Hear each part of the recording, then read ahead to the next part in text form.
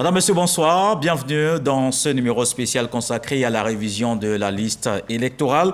L'opération a débuté le samedi 19 novembre. La commission électorale indépendante veut enrôler 2 millions de nouveaux inscrits.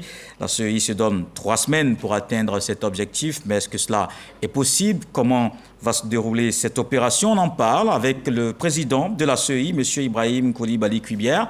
Monsieur le Président, bonsoir. Bonsoir, M. Coulibaly Kolo. Merci d'avoir accepté notre invitation. Et avant de commencer par les questions, on ira à Beauville. Et c'est là-bas que s'est déroulée la cérémonie officielle de lancement de cette opération. Les populations sensibilisées justement sur l'importance de la révision de la liste électorale. Le reportage de Moussa Konaté.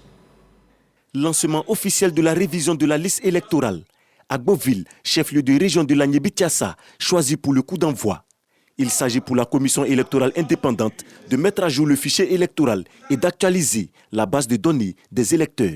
Selon la CEI, le nombre total des électeurs en Côte d'Ivoire est estimé à environ 12 millions de personnes. À ce jour, la liste électorale enregistre 7,5 millions d'électeurs. Il y a donc près de 5 millions de potentiels votants à pêcher. Pour réussir ce pari, les élus, cadres, guides religieux et acteurs communautaires sont mis à contribution dans la sensibilisation des populations. Pour l'opération, plus de 6 900 équipes de la CEI sont déployées sur tout le territoire national. Révision de la liste électorale, comment réussir l'opération que nous allons aborder dans 2 parties ce soir. Nous parlerons d'abord dans la première partie de cette émission avec la révision de la liste électorale elle-même et un processus que le président de la CEI nous permettra de mieux comprendre. Il faut préciser que les téléspectateurs, vous qui nous suivez, vous avez la possibilité de nous envoyer vos questions en scannant le code QR qui s'affiche sur l'écran. Donc dans quelques instants, voici le code QR que vous pouvez scanner et nous envoyer vos questions.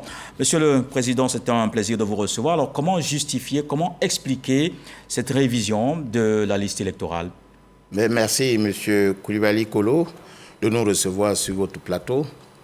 Chaque année, on vient sur ce plateau pour expliquer à nos concitoyens l'intérêt de venir s'inscrire sur la liste électorale. Alors, il est bon de citer le code électoral qui constitue la loi fondamentale en matière électorale. Et l'article 6 du code électoral prescrit que la liste électorale est tenue à jour annuellement par la commission électorale en tenant compte des modifications intervenues dans le corps électoral. Au point où la commission a pour obligation de réviser la liste électorale qui est un document administratif sur lequel les citoyens viennent s'inscrire. Alors, la révision va comprendre 2 grands aspects. Le premier, c'est de capter les Ivoiriens qui sont en âge de voter et qui remplissent la condition pour s'inscrire sur la liste électorale et qui viennent le faire pour la première fois. Il s'agit ici donc des citoyens âgés d'au moins 18 ans, ivoiriens, jouissant de leurs droits civils et politiques et n'étant frappés d'aucune incapacité. Ceux-là, ils viennent s'inscrire pour la première fois. Le deuxième aspect concerne ceux qui sont déjà sur la liste électorale. Ceux-là, ils sont déjà sur la liste électorale, mais pour des raisons diverses, veulent mettre à jour les informations les concernant. Il s'agit dans un premier temps de celui qui veut changer de lieu de vote. Moi, je suis à Cocody et pour des raisons professionnelles, je me retrouve à Makori où je dois voter. Alors, je demande où je dois exercer ma fonction. Donc, je demande à la commission électorale, à la faveur de la révision de la liste électorale, à m'inscrire dans mon nouveau lieu de travail. Mais pour ce faire, il faut que je rapporte la preuve de ce qu'effectivement, je réside à Makori. Parce qu'il faut lutter contre la transhumance qui force un peu le jeu démocratique. Ça, c'est le premier aspect concernant ceux qui existent déjà sur la liste électorale. Le deuxième aspect, c'est la mise à jour des données personnelles de ceux qui sont déjà sur la liste électorale. Moi, je m'appelle Coulibaly. Je décide d'adjoindre à mon nom Cubière. Je vais saisir le juge. Le juge procède à l'adjonction de mon nom Cubière à Coulibaly. Ça fait Coulibaly Cubière Ibrahim. Or, au moment où je m'inscrivais sur la liste électorale, je me suis inscrit sous le patronyme Coulibaly simplement.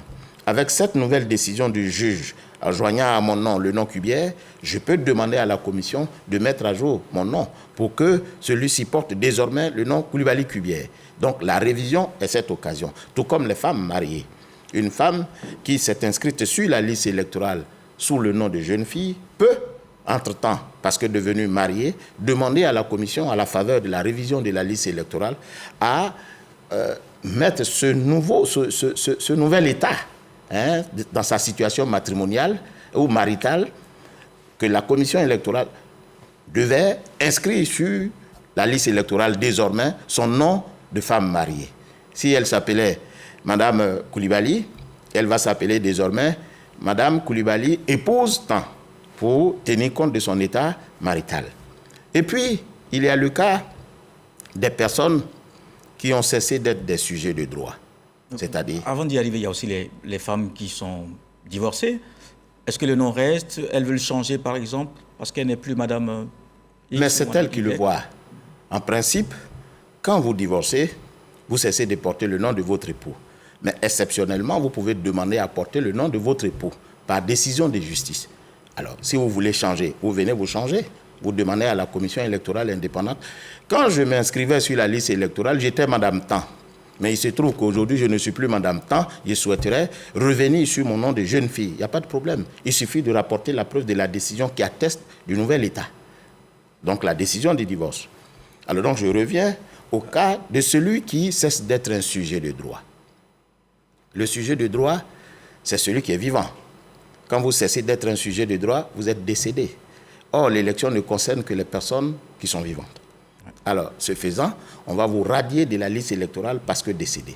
C'est pour cette raison qu'à l'occasion de la révision de la liste électorale, la commission électorale adresse un courrier au ministère de l'administration du territoire qui est le premier responsable des officiers de l'état civil devant lesquels on vient déclarer les décès. Pour que, à son tour, on mette à la disposition de la commission électorale le nombre de citoyens décédés pour qu'on puisse les retirer de la liste électorale. Justement, sur ça, il y a beaucoup de questions. On vous reproche d'ailleurs d'avoir su la liste électorale des personnes décédées que vous n'avez pas anticipées. On ne comprend pas très bien pourquoi. Est-ce que vous pouvez nous expliquer? Vous savez, c'est un droit de s'inscrire sur la liste électorale.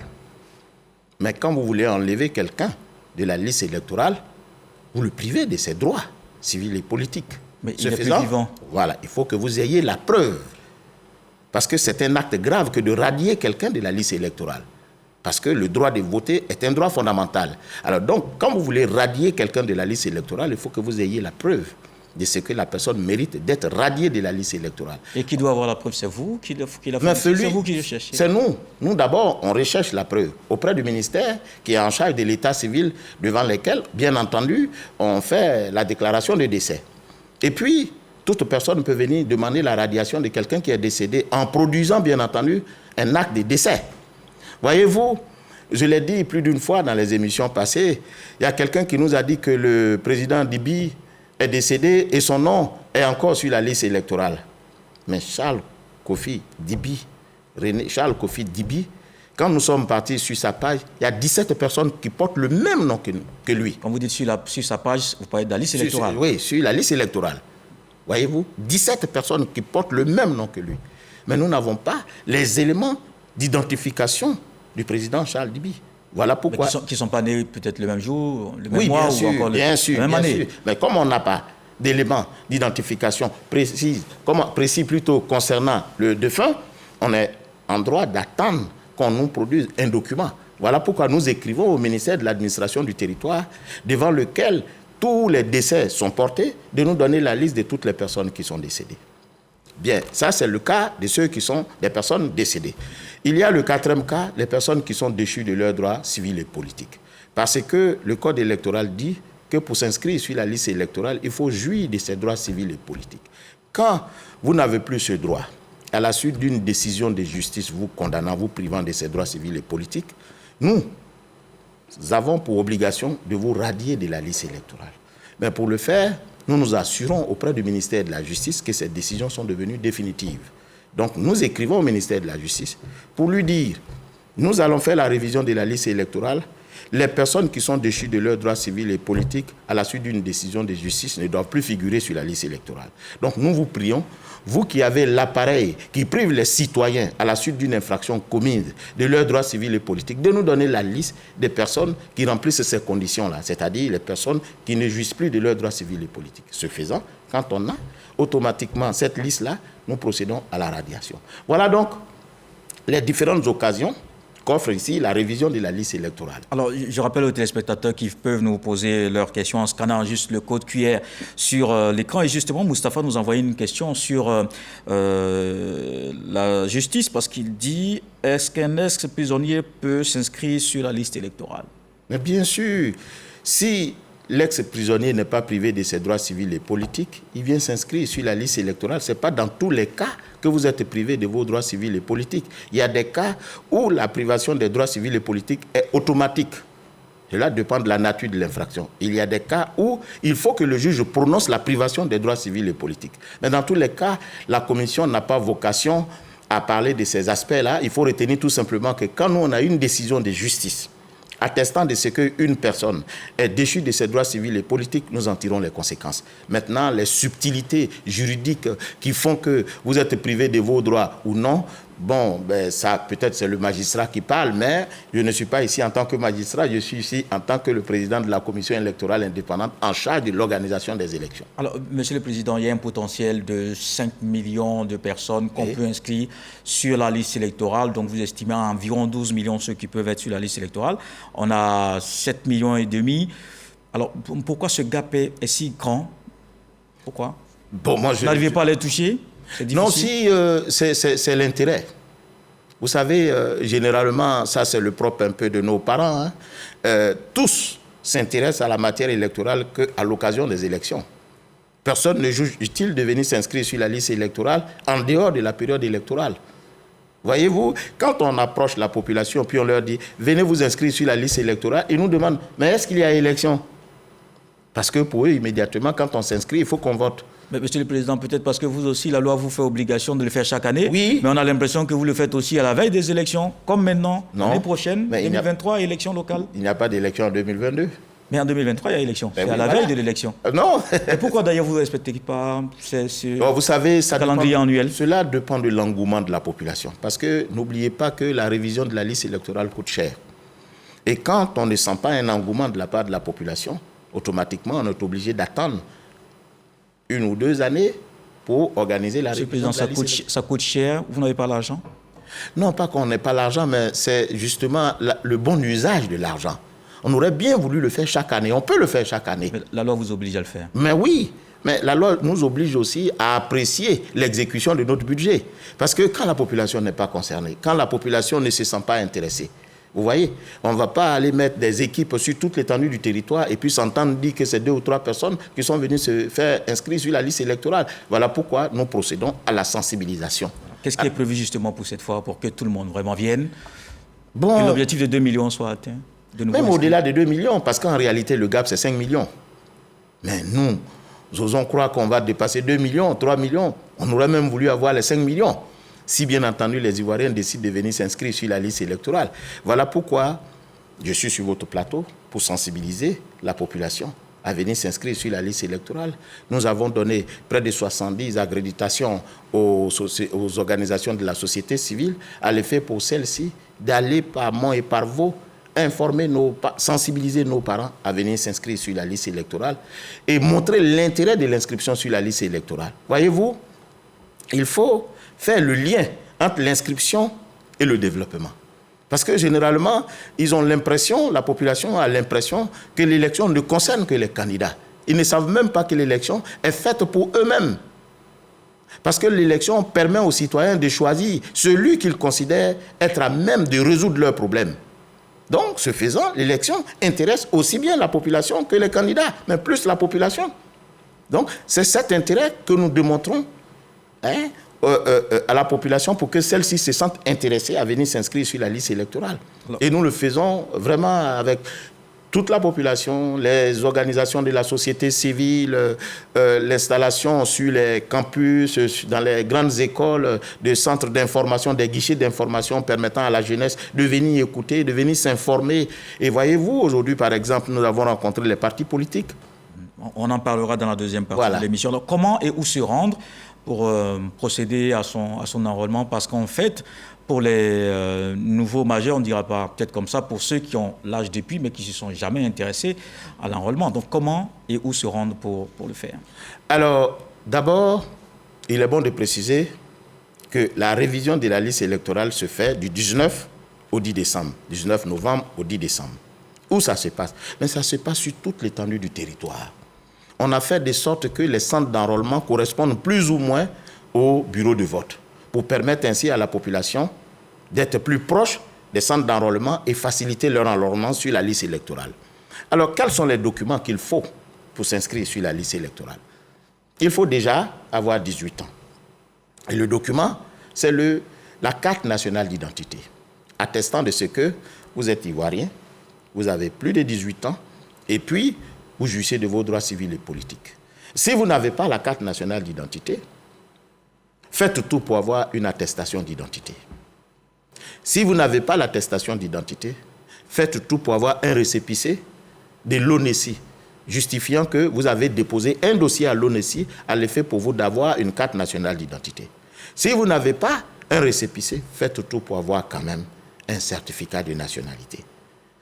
Ensemble et de concert avec le gouvernement, aujourd'hui, le gouvernement a permis, pour faciliter l'inscription massive des citoyens sur la liste électorale, a donc permis l'octroi ou la délivrance des certificats de nationalité moyennant la somme de 1 000 francs. Ce qui était 4 000 francs, c'est revenu à 1 000 francs et sans timbre, pour faciliter à la population à venir s'inscrire sur la liste électorale. Voyez-vous, tout ceci pour permettre à la population de ne pas avoir d'obstacles sur le chemin de l'inscription sur la liste électorale.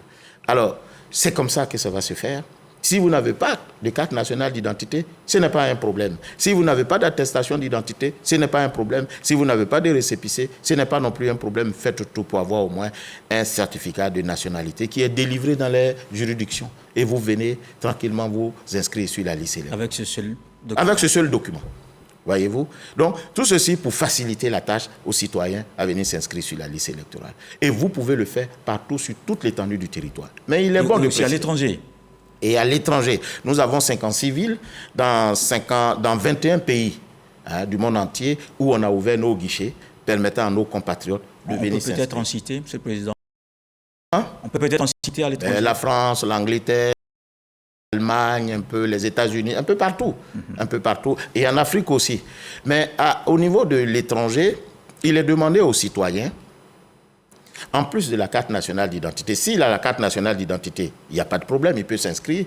À défaut d'avoir la carte nationale d'identité, il faut qu'il ait la carte consulaire. Parce que le code électoral prescrit qu'il faut que le citoyen s'immatricule dans le registre consulaire de l'État où il est, pour permettre à l'ambassade de savoir qu'on a un compatriote qui est là. Donc il faut être inscrit dans les registres consulaires. C'est ce qui vous autorise à avoir la carte consulaire. Parce que sinon, dites-moi, entre vous et puis celui qui se trouve en France, quelle est la différence? Mais c'est la carte consulaire. Vous qui êtes en Côte d'Ivoire, vous n'avez pas la carte consulaire, mais lui qui est à l'étranger, pour prouver qu'il est à l'étranger en France, il faut qu'il produise la carte consulaire. Ou à défaut, le passeport biométrique. Voilà les pièces qu'il faut pour s'inscrire sur la liste électorale. Justement, on a reçu une question de Mme Ouattara qui dit: est-ce que c'est possible de s'inscrire sur la liste électorale avec l'ancienne CNI? Oui, bien sûr. On peut s'inscrire avec tout élément d'identification. Et si vous voyez qu'il l'ancienne CNI, il faut le rappeler, n'est plus valable. Mais si, pourquoi? La CNI orange, mais non, l'ancienne CNI orange n'est plus valable. Ça, c'est pas de ça. C'est sa question. Oui, mais l'ancienne CNI orange n'est pas valable. Vous ne pouvez pas vous inscrire avec l'ancienne CNI orange. Maintenant, si vous n'avez pas l'ancienne CNI, mais faites tout pour vous faire délivrer un certificat de nationalité. C'est plus simple. Voilà, c'est plus simple. Vous venez avec un certificat de nationalité pour vous inscrire sur la liste électorale. Et puisqu'on parlait des changements de données personnelles, on a reçu une question de Daouda qui demandait si c'était possible de changer sa photo de profil. Je pense qu'il parle de la photo dans vos fichiers. Non, vous ne pouvez pas le faire tant que vous pouvez être identifié. Ce n'est pas une occasion de poser. Vous pensez bien avec moi. Parce que le changement de lieu de vote ne donne pas la possibilité de remettre en cause les données biométriques qui ont été déjà prises depuis la première inscription. Si vous êtes inscrit pour la première fois, vous renseignez 2 bases de données. Il y a les données alphanumériques, votre nom, votre prénom, votre filiation, etc. Et puis la base de données alphanumérique, c'est-à-dire vos différents, comment on appelle ça, biométrique, c'est-à-dire votre photo et puis vos différentes empreintes. Voilà ce qu'on prend. Alors, tant qu'on peut vous identifier là-dessus, même si la photo ne vous plaît pas, c'est cette photo qui prévaut. La révision n'est pas l'occasion de venir refaire sa photo. La révision de la liste électorale, c'est d'actualiser les données pour vous identifier. Tant qu'on peut vous identifier, votre faciès est à la télévision, on peut vous identifier, il n'est point besoin de le changer. Mais justement, voici une question de Smaro sur cela. Puisqu'il s'agit d'identification, il ne comprend pas pourquoi alors, même si la pièce a expiré, on ne puisse pas se faire identifier ou se faire enrôler avec. Et laquelle pièce CNI, par exemple. Mais on peut s'inscrire sur la CNI, mais il faut que cette CNI soit valable. Soit en cours de validité, c'est ce que le décret dit. Mais si ce n'est pas en cours de validité, vous ne pouvez pas vous inscrire sur la liste électorale. C'est quand même la loi qui le dit. Mais est-ce que pour cette opération, Monsieur le Président, oui, il y a eu des dispositions particulières? Vous avez parlé du certificat de résidence ou certificat de nationalité. Est-ce que je parle de dispositions particulières? Je veux dire, est-ce que c'est gratuit, par exemple? Mais oui. Alors, toute l'opération de la révision de la liste électorale est gratuite. Aucun document n'est payant. Je vous l'ai dit, aucun document n'est payant dans le cadre de la révision de la liste électorale. Voyez-vous? Alors, pour ceux qui veulent changer de lieu de vote, comme je l'ai dit, moi, par ma fonction, je suis affecté à Makori. Je suis à Cocody, je suis affecté à Makori où je vais désormais résider. Ce qu'on me demande à l'occasion de la révision de la liste électorale, c'est la preuve de ce que je réside à Makori. Je fais tout pour avoir une attestation de résidence, domicile, ou bien une attestation de résidence fiscale. C'est ce document qu'on va me demander. Et ce document, c'est la commission électorale indépendante qui le met à la disposition des structures habilitées, c'est-à-dire le commissariat et les sous-préfectures. Rien n'est payant. Et ce n'est pas nous qui délivrons le certificat de nationalité. Le certificat de nationalité est délivré par les juridictions. C'est là-bas qu'on paye 1000 francs. Mais quand vous êtes détenteur du certificat de nationalité, vous venez maintenant devant nos guichets où vous ne payez rien du début jusqu'à la fin. Voilà. Alors, il y a une question de Malik qui estime qu'il est inscrit sur la liste électorale, mais aujourd'hui ne retrouve plus sa carte d'électeur. Est-ce que c'est grave?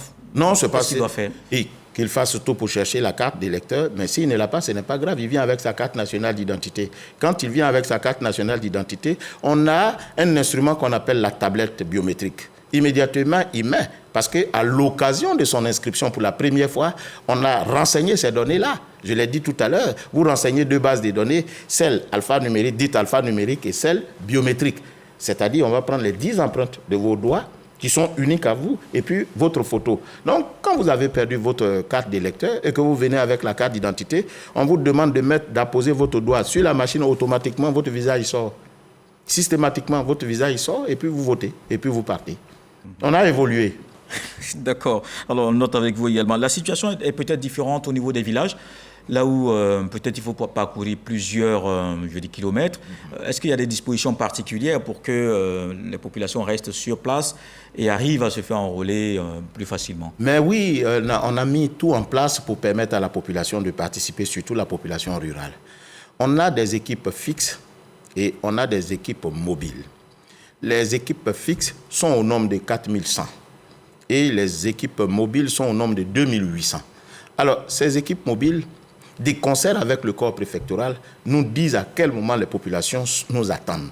Et dès qu'on s'accorde avec la population, puisque au regard des activités agricoles, cette brave population va au champ, vous pensez bien que ce n'est pas pour des raisons d'inscription sur la liste électorale que nos populations vont renoncer à leurs activités habituelles. Donc, on attend, on s'accorde avec elles d'un jour, sur un jour et un lieu pour venir les enrôler. Et c'est ce qui justifie la présence des équipes, comme on appelle les équipes itinérantes, qui vont passer de village en village pour ratisser tous ceux qui n'ont pas pu le faire avec les équipes fixes. Donc, pour dire qu'il faut tout faire pour être intéressé à la révision de la liste électorale parce qu'on met tous les moyens pour capter ceux qui ne sont pas encore sur la liste électorale. Oui, justement, parmi ceux-là, il y a les nouveaux majeurs qui sont certainement les plus nombreux. Oui. Est-ce qu'il y a des dispositions particulières pour ceux-là seulement qu'il prend pour les avoir au maximum?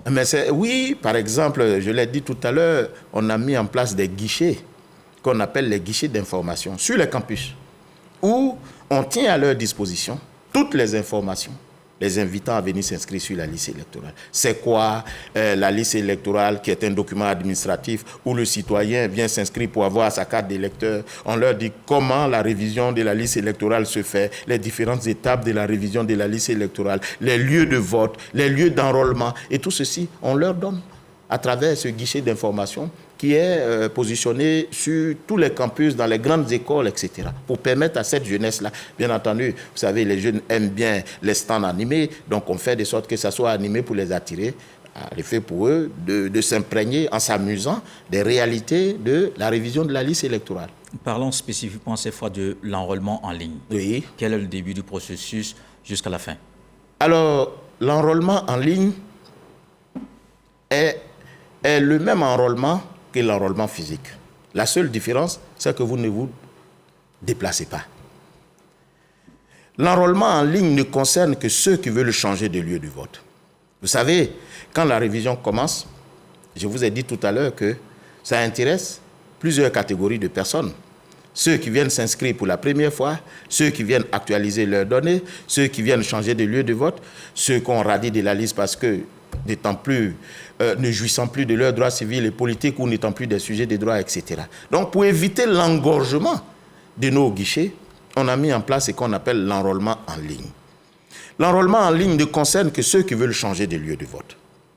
C'est-à-dire, il faut avoir un téléphone. Ensuite, une carte d'électeur et le motif justifiant votre changement de lieu de vote, c'est-à-dire votre attestation de résidence ou bien de domicile ou bien l'attestation de résidence fiscale. Voilà ce qu'il faut avoir. Vous le scannez et automatiquement, on vous donne, comme on appelle votre récépissé, votre coupon attestant de ce que vous vous êtes fait enrôler. Alors, il se trouve que des petits malins sont rentrés dans notre système et qu'est-ce qu'ils font? Ils prennent les attestations, ils font tout pour obtenir la signature d'un commissaire et ils le photocopient et ils le remplissent. Mais ils oublient que les imprimés là contiennent des informations, des garanties permettant d'authentifier les dits documents. Nous en avons déjà détecté. Mais c'est l'occasion que vous me donnez ici, que vous m'offrez. Monsieur le Président, ce que vous dites est grave. C'est aussi facile que ça, d'introduire dans votre système aussi facilement, d'avoir les signatures? Mais si je vous en parle, c'est parce que ce n'est pas facile, justement, puisqu'on les a appréhendés. D'accord. C'est de ça qu'il s'agit. Sinon, je ne vous aurais même pas parlé de ça. Mais c'est parce que, justement, on leur a dit, et je profite de votre micro pour dire à ces gens que ce n'est pas de l'amusement. C'est la phase, à l'heure actuelle, pacifique. Parce qu'il est de notre devoir de sensibiliser la population à venir s'inscrire sur la liste électorale. Mais pas à tous les prix. Ceux qui ne méritent pas d'être sur la liste électorale, de quelque manière que ce soit, quand ils viennent corrompre la procédure d'inscription sur la liste électorale, ils vont trouver la loi devant eux. Alors qu'est-ce qu'ils font? Ils photocopient les attestations. Dès qu'ils obtiennent la signature du commissaire, ils photocopient et ils viennent avec une seule attestation. Ils font enrôler une centaine de personnes. Mais malheureusement pour eux, chaque attestation ne contient qu'un seul QR code pour chaque pétitionnaire. Alors si 100 pétitionnaires se retrouvent être sur la même attestation, évidemment le faux est découvert. Donc les machines les rejettent. Donc ces personnes sont censées ne même pas avoir changé de lieu de vote. Je ne parle pas des gens qui viennent s'inscrire pour la première fois. Je dis bien, ce sont ceux qui veulent changer de lieu de vote. Donc, pour lutter contre la transhumance, nous avons inséré dans tous les documents, ce ne sont pas les attestations habituelles qu'on trouve dans les commissariats. Ce sont des attestations que nous, la commission électorale, fabriquons avec toutes les garanties à l'intérieur de ces documents, qui sont un concentré d'électronique et qui permettent donc d'identifier ceux qui ne méritent pas de changer de lieu de vote parce qu'ils n'ont pas la preuve de leur changement de lieu de vote. Donc, l'enrôlement en ligne ne concerne que les personnes qui veulent changer de lieu de vote. Donc, ils ont un téléphone, ils ont leur carte d'électeur et ils ont la preuve du lieu où ils veulent partir, pour la preuve de leur résidence, de leur domicile ou de leur attestation fiscale. c'est en ce moment qu'ils se font enrôler automatiquement en ligne. Mais je préviens qu'il y a bien des petits malins qui utilisent de faux documents pour venir, mais malheureusement pour eux, ils sont détectés. Donc vous nous rassurez en fait à travers cette question, vous nous rassurez que c'est un système fiable, sécurisé. Ah oui, parce que l'élection, le principe de l'élection, c'est la sincérité du scrutin. Mais cette sincérité s'obtient entre la concordance entre ce que le peuple veut et ce qui est proclamé comme résultat. C'est tout le sens de l'élection.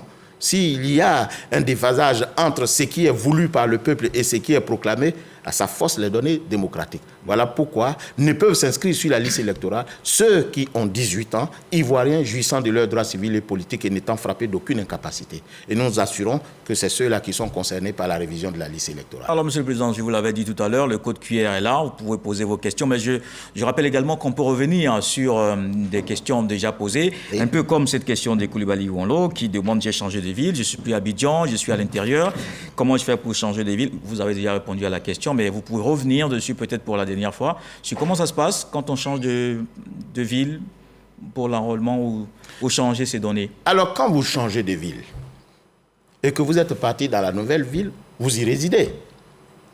Et ce faisant, il faut tout simplement avoir la liste, comme on appelle ça, il faut avoir la preuve de votre résidence dans ce nouveau lieu où vous partez. Donc, si vous voulez changer de lieu, il faut rapporter la preuve que le nouveau lieu où vous partez là, vous y résidez, ou bien vous y êtes domicilié, ou bien vous payez l'impôt dans cette ville-là. C'est comme ça que ça se fait. Il faut rapporter la preuve de votre domiciliation, de votre résidence ou du paiement de vos impôts dans cette ville-là. C'est ça qui justifie donc, comme on appelle, le changement des lieux. Si vous n'avez pas ces éléments, vous ne pouvez pas changer de lieu de vote. Est-ce que ceux qui sont naturalisés, c'est la question que nous venons de recevoir de Hamidou, ceux qui sont naturalisés, est-ce qu'ils peuvent s'inscrire sur la liste électorale et comment faire? Non, ceux qui sont naturalisés ont un délai à respecter, il y a un délai de stage à respecter. Si vous voulez vous inscrire sur la liste électorale, dès que vous êtes naturalisé à partir de votre décret de naturalisation, vous attendez 5 ans. Vous pouvez être inscrit sur la liste électorale et pour être candidat, vous attendez 10 ans. Donc, ceux qui sont naturalisés doivent attendre le délai de stage qui est de 5 ans. Voilà. Donc, qu'en est-il des personnes vivant à l'étranger et qui ont égaré leurs documents administratifs? Ben, ça dépend. Les personnes qui sont à l'étranger, qui ont égaré leurs documents administratifs, il faut distinguer selon qu'ils sont déjà sur la liste électorale ou ils ne le sont pas. S'ils sont déjà sur la liste électorale, comme je l'ai dit, il y a une tablette qui permet d'identifier immédiatement que vous êtes sur la liste électorale. Et dès lors, on vous délivre un duplicateur de votre carte d'électeur pour que vous puissiez voter. Oui, je pense que pour le cas de Koné, par exemple, qui a posé la question, je pense qu'il n'est pas encore inscrit, j'imagine, oui. Dans ce cas, comment ça se passe?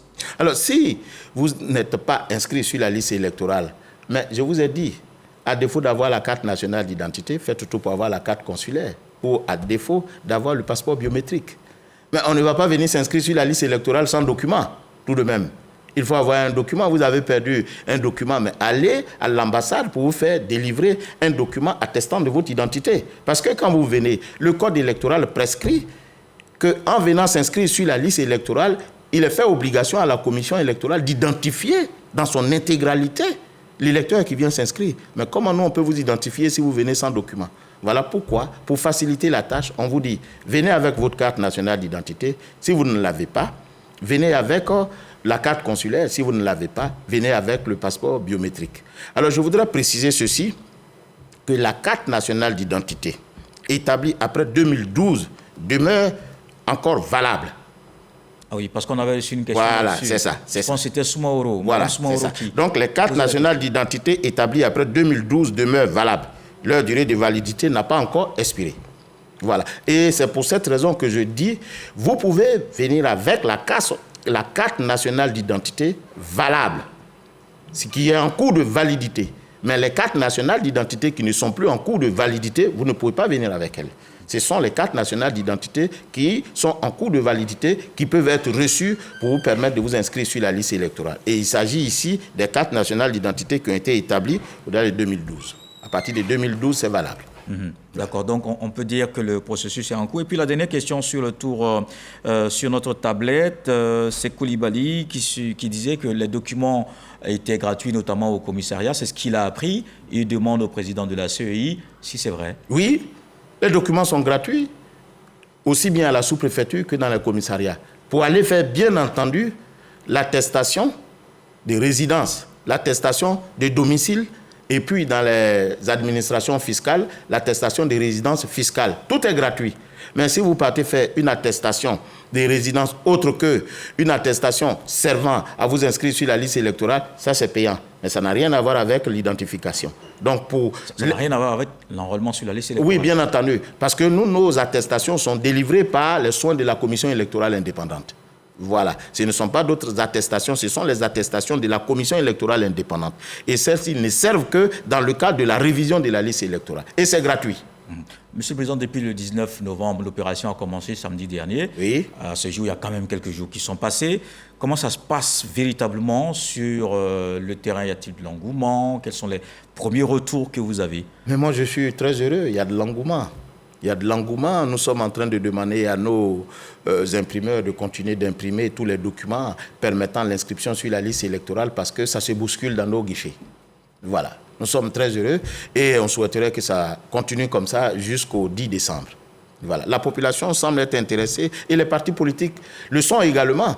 D'ailleurs, vous l'avez vu dans certains de vos éléments où chaque parti politique donne des ordres à la population à venir s'inscrire sur la liste électorale, ce qui augure des lendemains meilleurs pour nous. Et vous pensez que vous pouvez atteindre l'objectif des 2 millions un peu plus. De nouveaux inscrits? Peut-être un peu plus. Peut-être un peu plus. Si le rythme continue, on monte en puissance, mais un peu plus. Un peu plus. D'accord. Et c'est possible peut-être d'aller à un autre report, une prorogation de l'opération? Commençons déjà. Commençons déjà. Le délai qu'on s'est fixé, si on constate qu'il y a un engouement, on avisera. À chaque jour suffit sa peine. Pour le moment, on sent un engouement. Peut-être qu'on va absorber parce que, figurez-vous, si on enrôle par jour 30 personnes avec toutes les équipes qui sont sur toute l'étendue du territoire, mais je pense qu'on peut faire beaucoup. On peut faire beaucoup. On a parlé tout à l'heure du besoin d'identification. Ça veut dire qu'il y a un opérateur ou alors une entité de l'État en plus de vous. Quelle est la part exactement de l'ONESI dans cette opération? En réalité, l'ONESI n'a rien à voir dans le processus de la révision de la liste électorale. Dit comme ça, je crois que c'est conforme à la loi. Parce que c'est la commission électorale indépendante qui est en charge de l'organisation des élections. Sauf que l'ONESI délivre aux citoyens les documents dont ils doivent se servir pour s'inscrire sur la liste électorale. D'où la part de coopération avec l'ONESI. Sinon, en réalité, l'ONESI n'a rien à voir dans la révision de la liste électorale. Mais c'est l'ONESI qui délivre à nos concitoyens le document qui permet de s'inscrire, enfin, l'un des documents qui permet de s'inscrire sur la liste électorale. Parce que ce n'est pas à l'ONESI de délivrer, comme on appelle un certificat de nationalité. Ça ressortit à la compétence de la justice. Non, on se dirait aussi que l'ONESI pouvait, par exemple, faire une opération spéciale d'identification pour que ça aille peut-être beaucoup plus vite, en se préparant comme vous aussi. Mais c'est ce que l'ONESI fait. Et c'est pour cette raison, à défaut d'avoir la carte nationale d'identité, on autorise le citoyen à tout faire pour avoir au moins une attestation d'identité ou à défaut un récépissé. Voyez-vous. Et l'ONESI s'organise mieux. Voyez-vous, en principe, une attestation ou bien un récépissé ne devait pas porter une photo. Mais l'ONESI fait tout pour que le récépissé porte une photo sans être une carte nationale d'identité, mais tous les éléments d'identification du citoyen qui est pétitionnaire devant l'ONESI se trouvent sur ce document, sur ce récépissé, permettant ainsi de l'utiliser dans le cadre de la révision. Ce sont aussi les moyens que l'ONESI met à la disposition de la population de pouvoir participer à la révision de la liste électorale. Et c'est à saluer. Alors, la révision de la liste électorale, c'est un processus. Oui. Quand vous avez recueilli les données, qu'est-ce qui se passe ensuite? Alors, quand on a recueilli les données, vous savez, le processus de la révision de la liste électorale comprend 6 grandes étapes. La première, c'est celle de la collecte des données, qui consiste donc à renseigner les données biométriques et les données alphanumériques. Mais quand on a fini, et c'est d'ailleurs pour cette raison, nous disons que la révision est l'occasion pour nous de faire un audit de la liste électorale. Nous avons des agents qui sont dans nos guichets, lesquels agents nous permettent d'apprécier si le pétitionnaire qui arrive remplit les conditions. Et quand on a pris donc toutes les données, on va les traiter à la deuxième étape. La deuxième étape va consister à vérifier si les données collectées ne contiennent pas d'erreur. On regarde les documents qui ont été fournis, on regarde ce qui a été rempli dans les formulaires et on essaie de corriger, on essaie de rectifier ce qui n'est pas conforme à la loi. Alors, quand on a fini de faire cela, on procède à la publication de la liste. On produit et on publie la liste provisoire Pour dire quoi? Nous sommes venus du 19 novembre au 10 décembre collecter les données. Nous les avons traitées. Nous avons généré une liste électorale provisoire. Venez voir si vous êtes inscrit sur la liste électorale. Si vous êtes inscrit dans le lieu que vous avez souhaité. Si les personnes que vous considérez n'étant pas aptes à exister sur la liste électorale n'y figurent pas. Ainsi de suite. Donc, la publication est l'occasion pour le citoyen, pour les partis politiques, pour toute personne, à vérifier si ce qui est sur la liste électorale est conforme aux données. Si vous n'êtes pas d'accord, vous avez deux possibilités. C'est ce qu'on appelle le contentieux, qui est la 4e phase. Alors, si vous n'êtes pas d'accord, mais monsieur de la CEI, je suis venu m'inscrire sur la liste électorale. J'étais déjà sur la liste électorale. J'étais à Cocody, je me suis retrouvé à Makori, sur le plan professionnel. Et j'ai souhaité donc voter à Makori. Je vous ai produit une attestation de résidence justifiant que je suis à Makori. Mais il se trouve que vous m'avez toujours gardé à Cocody. Qu'est-ce qui se passe? Vous faites votre réclamation. C'est ce qu'on appelle le recours gracieux devant la commission électorale indépendante. La commission va regarder. Si vous aviez raison avec la preuve que vous faites, la commission fait droit à votre requête. Si vous n'avez pas raison, la commission rejette. Mais cette décision de rejet, si ça ne vous satisfait pas, il vous est loisible de saisir aussi les juridictions des droits communs pour dire « mais je suis parti devant la commission électorale indépendante et je lui ai demandé de me transférer à Makori où je réside désormais et j'ai produit à l'appui de ma requête une attestation de résidence. » Mais la commission n'a pas fait droit. La justice peut vous faire droit et automatiquement, la commission n'a pas un pouvoir d'appréciation. Automatiquement, la commission est obligée de faire droit à votre requête en tenant compte de la décision. Voyez-vous? Donc, le contentieux est la 4e étape pour expurger la liste de toutes les irrégularités. Ça va? Donc, nous avons la première étape qui consiste à collecter, la 2e étape pour traiter, la 3e étape pour afficher, la 4e étape pour le contentieux et la 5e étape, c'est de produire la liste définitive. Quand on a fini de produire la liste définitive, la 6e étape sera tout simplement de générer les cartes d'électeurs et de les distribuer dans tous les lieux de vote pour que les citoyens puissent les détenir pour participer au vote. Voilà les différentes étapes du processus. C'est vrai qu'on dit que la révision, c'est du 19 novembre au 10 décembre, mais le processus de la révision continue. On a 7 mois pour faire la révision de la liste électorale, mais c'est la collecte qui vous concerne, bien entendu, qui part du 19 novembre au 10 décembre. Mais en dehors de cela, la commission continue de travailler, à traiter, à afficher, à recevoir le contentieux, à produire la liste définitive et à produire les cartes d'électeurs qui constituent la finalité de la liste électorale. Toujours la possibilité de scanner le code QR et de nous envoyer vos questions. Koné nous pose un cas pratique. Monsieur le Président, il dit que quelqu'un est affecté dans une ville donnée, mais qui n'a pas encore pris fonction, mais il y sera, par exemple en 2023. Il n'y est pas encore allé. Est-ce que c'est possible par anticipation peut-être de s'inscrire par exemple dans la ville affectée avant le vote? Mais il suffit tout simplement qu'il détienne une attestation de résidence. Dès qu'il fait la preuve de l'attestation de résidence justifiant de ce qu'il est effectivement là-bas, il n'y a pas de souci. Il n'y est pas encore là, il est affecté, il prend fonction par exemple en janvier. Mais pourquoi il veut aller voter dans un lieu où il n'y est pas? Il est affecté. Oui, mais il n'y est pas encore. Oui. Mais, et si le vote ne l'a pas trouvé là-bas, mais pourquoi il veut aller voter dans un lieu où il n'y est pas? Mais c'est ça. Parce que si il le fait en prévision des élections, mais il faut qu'il ait un document attestant de ce que désormais il peut prendre par exemple, parce que ça c'est un cas pratique, hein. Mais moi je n'aime pas trop les cas d'école parce que la commission électorale vit des cas pratiques.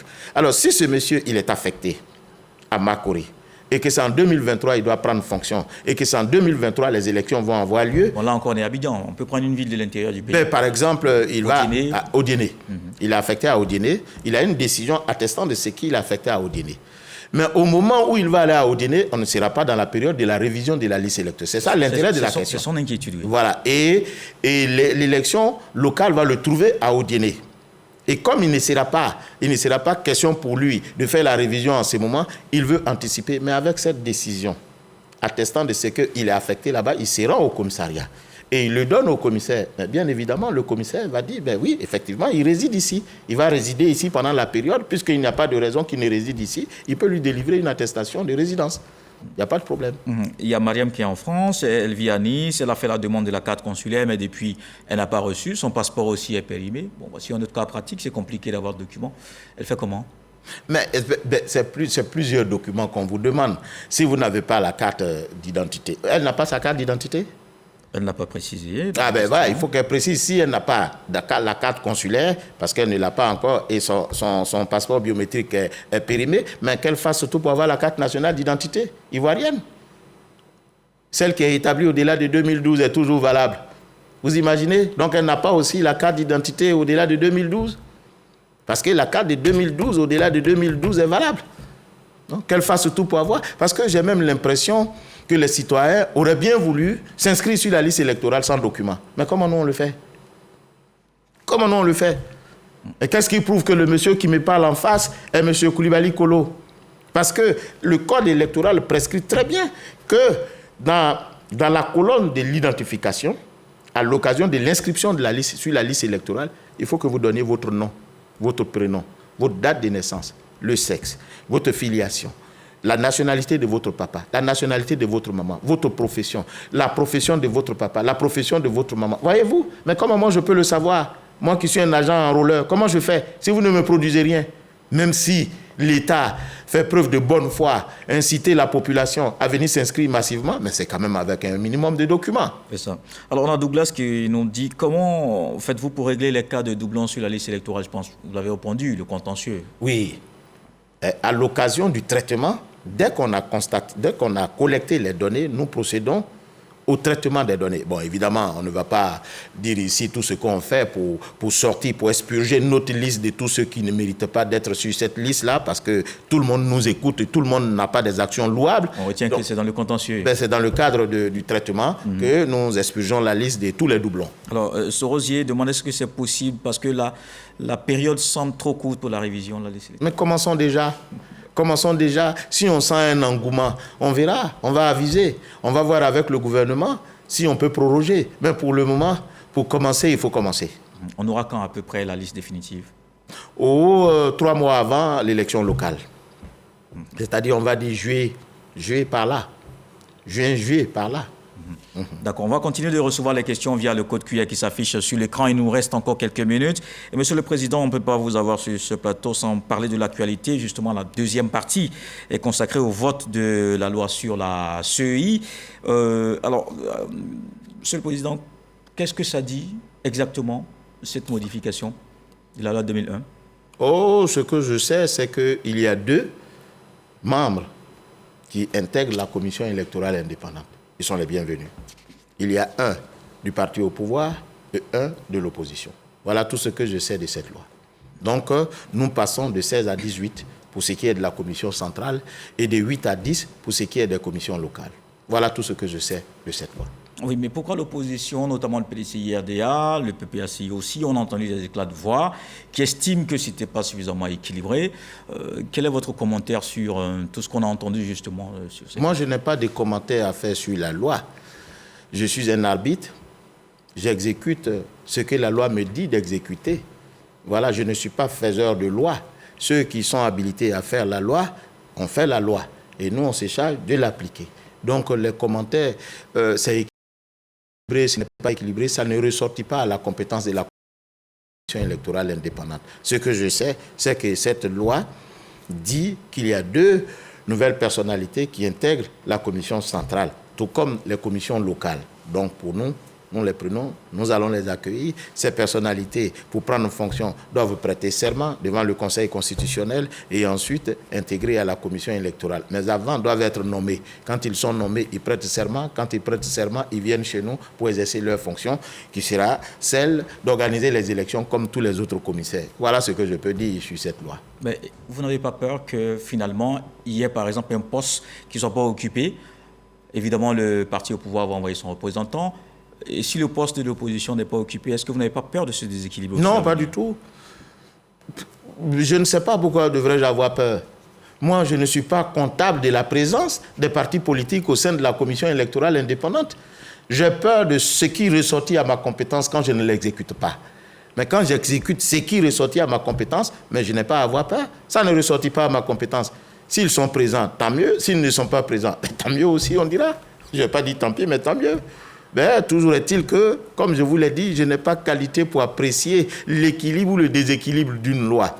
Voilà, moi je considère que les partis politiques sont nos partenaires, ils viennent à la commission électorale indépendante et ensemble, nous menons notre mission. Justement, est-ce que vous les avez impliqués dans Ah ben bien sûr, aucune opération électorale ne se déroule sans les observations des partis politiques. La preuve en est qu'aujourd'hui, nous avons reçu, je vais vous dire, le président du PDCI-RDA a fait l'honneur à la commission électorale en lui adressant un courrier pour faire des observations sur des modalités d'enrôlement sur la liste électorale. Ces observations étaient pertinentes pour nous. Nous avons invité donc ce parti-là à nous rencontrer, c'était le PDCI, à nous rencontrer en séance de travail, ce que nous avons eu cet après-midi, ce matin. On a eu une bonne séance de travail et ils ont posé des questions qui étaient pertinentes et ensemble nous avons trouvé le mode opératoire. Voyez-vous, c'est comme ça Parce que le PDCI estimait que sur l'enrôlement en ligne, par exemple, émettait des réserves. Oui, émettait des réserves, disait par exemple qu'il se peut faire que des citoyens de peu de foi étaient capables de tromper la loi en fraudant. Parce qu'il se peut que le citoyen, à l'insu même de l'électeur, puisse se munir de faux documents pour venir se faire enrôler. Et effectivement, nous les avons rassurés de ce qu'on a un mécanisme en arrière-plan qui permet de déceler toutes ces irrégularités. Et ensemble, on a fait le tour de la question et on s'est accordé là-dessus. Voyez-vous? Et pour les prochains jours, on va recevoir le PPACI, qui a aussi également ses observations à faire. Et c'est ouvert à tous les partis politiques. Voyez-vous? Pour nous, nous faisons les élections pour les partis politiques, pour la population. Parce que le parti politique a vocation à conquérir le pouvoir d'État par le biais de l'élection. Mais il ne peut le faire que lorsqu'il y a des électeurs. Et il n'y a électeurs que lorsqu'on est inscrit sur la liste électorale. Voyez-vous, on est ensemble. Ensemble, nous devons déterminer le mode opératoire pour avoir le maximum de citoyens parce qu'on est élu que lorsqu'on a engrangé le maximum de suffrages exprimés par la population, laquelle population doit être inscrite sur la liste électorale. Vous voyez, c'est le même combat. C'est le même combat. Et en partant, ils nous ont même demandé de les mettre en mission pour la sensibilisation. On leur a donné de quoi faire la sensibilisation. Il s'agit des brochures, d'informations, le code électoral, pour s'imprégner de la matière électorale, à l'effet pour eux de porter la voix de l'élection auprès de la population. Vous voyez, je pense que ça se passe bien. Alors, on va rester peut-être en politique. Il y a des personnalités qui étaient sur la liste électorale, mais qui n'y figurent plus. Qu'est-ce qui est prévu aujourd'hui pour ces personnalités qui ne sont plus sur la liste électorale? Monsieur Coulibaly Kolo, pourquoi vous croyez que ce sont ces personnalités seulement qui ne figurent plus sur la liste électorale? Je suis un peu gêné de penser qu'on focalise la radiation des citoyens sur la liste électorale à un certain nombre, fut-il des personnalités d'un certain rang. Mais il y a bon nombre d'Ivoiriens qui ont été radiés de la liste électorale. Pour le moment, on va parler de ces personnalités et puis après... Mais moi, je n'ai pas envie de parler seulement de ces personnalités, je veux parler de tous les citoyens, sinon ça donnera l'impression qu'on fait une chasse aux sorcières ou bien qu'on s'acharne sur ces personnalités. Il est bon de savoir qu'il y a bon nombre d'Ivoiriens qui ont été radiés de la liste électorale parce que déchus de leurs droits civils et politiques. Alors, le sens de votre question, c'est de savoir si ces personnalités peuvent venir s'inscrire à nouveau sur la liste électorale. C'est ça, le sens de la question. Allez-y, répondez, après oui, tant que la sanction qui justifie leur radiation ne disparaît pas, ces personnalités ou tous ces citoyens ne peuvent pas s'inscrire sur la liste électorale. Si vous avez été condamné à 20 ans d'emprisonnement ferme pour venir vous inscrire sur la liste électorale, 2 possibilités vous sont offertes. La première, c'est l'amnistie. Si les députés décident d'amnistier les faits qui ont justifié la sanction, l'infraction disparaît, tout comme la sanction qui s'impose à vous.